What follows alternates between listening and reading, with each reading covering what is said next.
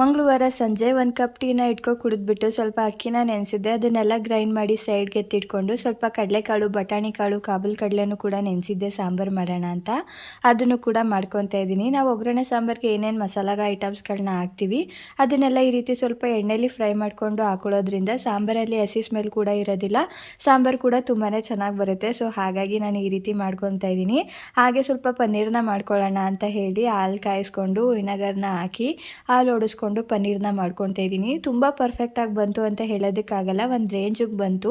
ಒಂದು ಟೈಮ್ಗೆ ಏನಾದರೂ ಮಾಡ್ಕೊಳ್ಳೋದಕ್ಕಾಗತ್ತೆ ಅಂತ ಮಾಡಿಟ್ಕೊಂಡೆ. ಮತ್ತು ನನ್ನ ಮಗನಿಗೆ ಸ್ವಲ್ಪ ಹಿಟ್ಟನ್ನ ಮಾಡಿ ತಿನ್ನಿಸ್ಬಿಟ್ಟು ಸ್ವಲ್ಪ ಬಜ್ಜಿ ಮೆಣಸಿನ್ಕಾಯಿ ಇತ್ತು ಅದನ್ನೆಲ್ಲ ಹಾಕ್ಕೊತಾ ಇದ್ದೀನಿ. ನಮಗೆ ಊಟಕ್ಕೆ ಏನಾದರೂ ಸೈಡ್ಸ್ ಇದ್ದರೆ ಊಟ ತುಂಬ ಚೆನ್ನಾಗಿ ಮಾಡ್ತೀವಿ. ಸೊ ಹಾಗಾಗಿ ಏನಾದರೂ ಸೈಡ್ಸ್ ಮಾಡ್ತಾ ಇರ್ತೀನಿ.